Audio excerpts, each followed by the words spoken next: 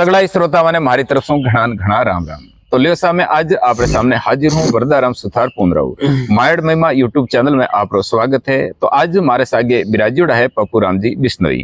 तो मैं आपसे निवेदन करना चाहूँ कि आप जांबाजी महाराज रा जो अनुयायी हो अण प्रकृति नु आप जो कि जांबाजी महाराज री दृष्टिकोण से आप कण प्रकार से देख रही हो।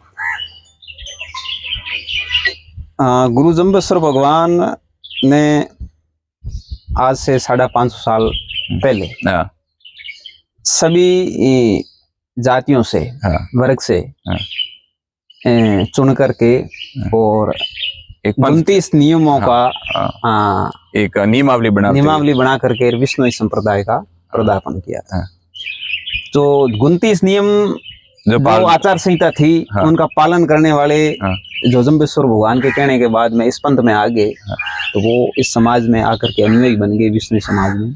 और शुरू से ही जम्बेश्वर भगवान ने आज से 550 साल पहले ही ये बात बता दी थी, जो वैज्ञानिक आज के समय में शोध कर रहे हैं कि प्रकृति की रक्षा करनी जरूरी है। बिल्कुल। प्रकृति की अपन रक्षा नहीं करेंगे तो प्रकृति अपनी रक्षा कभी बिल्कुल, क्योंकि उन्होंने एक बात बताई, जीव दया पालनी रूख लीला नहीं घावे, मतलब जीवों पर दया करनी और हरे वृक्षों को नहीं काटना। और आपको पता भी है अपने विद्यालय शिक्षा पाठ्य पुस्तक में ये खेजरली बलिदान की गाथा अपन पढ़ी रहे।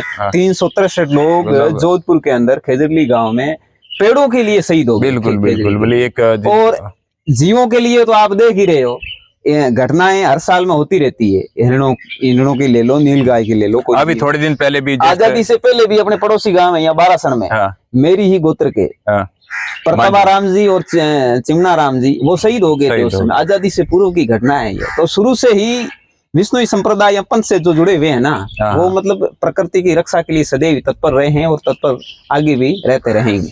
ये तो इस हिसाब से अगर देखें तो हम जो जांबाजी महाराज और उनके जो अनुयायी हैं, आपका बहुत बहुत आभार है कि आपके कारण ही जो प्रकृति है, और हमें आपसे बिल्कुल ये एक प्रेरणा भी मिलती है कि हम भी प्रकृति के प्रति बिल्कुल सचेत रहें। पर आज के दौर में मेरे को बड़ा दुख होता है कि लोग ये पशुओं को काटते हैं, पेड़ों को भी काट रहे हैं। और उसके बाद में पहले तो क्या है कि चलो कोई शिकार वगैरह करते थे, वो धीरे उस पर रोक भी हो गई। और आजकल तो जैसे ऐसे यूट्यूब पे वगैरह वीडियो आते हैं कि बेचारे जो कि बेजुबान पशु है उनको और इस प्रकार से यातनाएं देते हैं। तो इसलिए मैंने भी कुछ पंक्तियां लिखी थी कि पेड़ों को काट पत्थरों को तोड़, महलों को जोड़, मत कर इंसान तो करतार से होड़, अरे कहना मेरा मान खुद को ही तो खुदा मत जान। बिल्कुल। तो उस पर एक मेरे को कुछ पंक्ति, एक छोटा सा प्रेरक प्रसंग याद आता है कि एक बार किसी ने गंगा मैया से कहा कि हे गंगा मैया, ये जितने भी जो पापी आते हैं यहाँ पाप छोड़ के जाते हैं, अच्छा, इनका आप क्या करते? पहले तो बात यूं था कि किसी एक आदमी को किसी ने कह दिया कि तुम्हारे पास इतने पाप चढ़ गए तो हमेशा उसके बाद में भी जीव जानवरों को मारते हो, ये सारा का सारा तुम इतना पाप है, उनके पाप का क्या करोगे?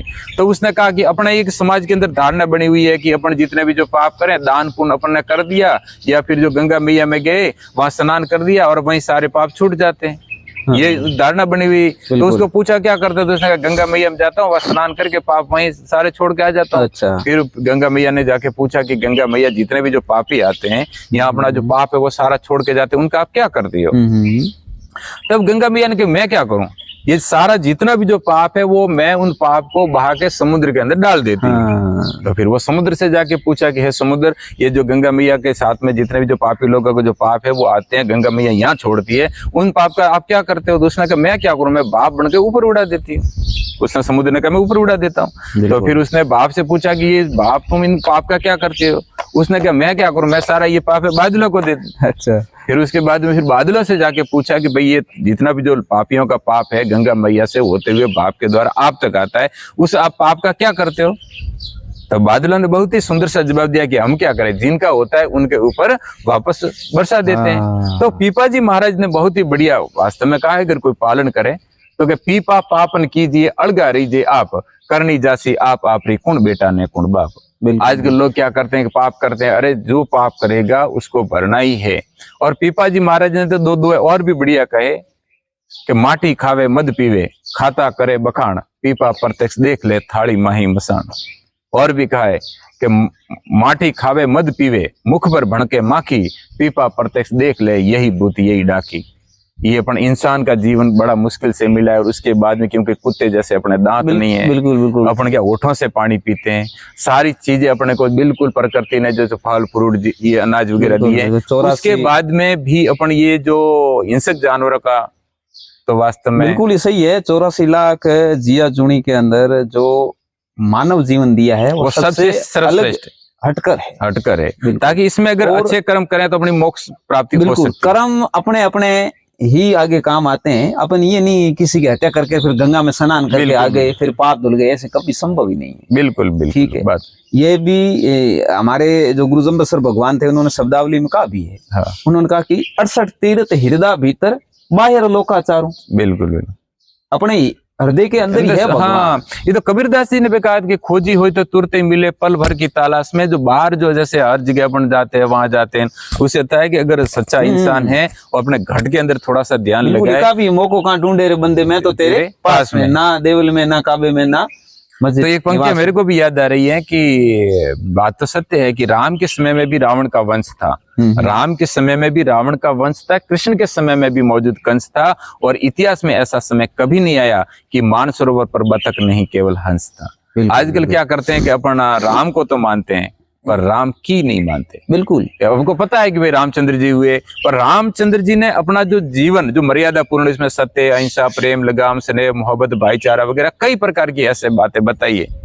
वो सही है। ये भी शब्दावली में हमारे का पहले क्रिया आप कमाइए फिर औरा ने फरमाइए। बिल्कुल जो कहा गया है शास्त्रों में, जिसने जो आचार संहिता हर धर्म में बनी हुई है, हाँ। उसको स्पष्ट कहा गया। आप उसके ऊपर खुद चलो, पहले अपने खुद पे अप्लाई करो, फिर बाद में आप औरों को फरमाओ उस चीज को। अपन बड़ी बड़ी बातें तो कर देते हैं, ऐसा करना चाहिए वैसा करना चाहिए, लेकिन उस पे खुद अपन उस रास्ते पे चल ही नहीं रहे, फिर दुनिया कौन मानेगी अपने को। बिल्कुल। तो वो एक दुआ भी है कि कथनी थोती जगत में करनी उत्तम सार, जे कबीरा करनी सबल है ते ही जलबब बिल्कुल पार। क्योंकि लोग आज दूसरे को बदलने के लिए प्रयास कर रहे हैं, पर सबसे पहले अपन खुद बदले तो ये स्वर्ग मतलब संसार है वो बदल सकता है। बस यही आप तो निचली सीढ़ी से शुरू करते हैं, तब जाकर के भाई खुद अपन बदलें। हाँ। फिर अपना परिवार बदलेगा, फिर परिवार में पड़ोसी बदलेगा, पड़ोसी बदलेगा, फिर गांव मतलब शुरू हुआ, गांव से फिर धीरे धीरे राष्ट्र तक ये बात पहुंची, जिले तक, राष्ट्र तक। हाँ, तो कहने का मतलब ये है कि अपना जो मनुष्य जीवन है बड़ा मुश्किल से मिला है, तो अपने ये ऐसे ही फालतू की बातों में, और ऐसा भी नहीं है कि ये जो प्रकृति के छोटे छोटे जीव हैं उनके ऊपर दिया करें, गाय को रोटी दें, कुत्ते को भी रोटी दें, और हर प्रकार। सबसे बड़ी बात है कि अपन किसी का हक नहीं हड़पें। आजकल देखा है कि अहिंसा तो किसी की करनी नहीं। कबीरदास जी ने भी कहा कीड़ी के पग नेवर बाजत, वो भी सांवर सुनत है। ओहो, कितनी ज्ञान की बातें बताई। सबसे मैं तो ये मानता हूँ इस जीवन के अंदर अगर किसी का भी, जैसे गरीब हो, विधवा हो, पशु हो, पक्षी हो, किसी का भी अगर हक नहीं हड़पे ना, तो ये भी एक पुण्य का काम। बेजुबान पशुओं को, पक्षियों को, जीव जंतुओं को मारना बिल्कुल अपराध है, ऐसा नहीं करना चाहिए। और पेड़ पौधों को तो बिल्कुल भी नहीं काटना चाहिए। इसके ऊपर तो अपना सारे ही निर्भर हैं। पेड़ पौधे नहीं होंगे तो फिर शुद्ध हवा नहीं मिलेगी। बिल्कुल बिल्कुल, सारा इस पे ही है। 100 दवा और 100 दवा बराबर कार्य करती है। बिल्कुल बिल्कुल का भी है। नहीं, मेरे जो एक साथी, वैसे एक दोस्त भी है, जो उनकी पंक्तियां हैं कि मैं अक्सर देखा करता हूँ इस प्रकृति को बड़े गौर से, और हर बार वो मुझे कुछ नया दे जाती है अपनी ओर से। बिल्कुल।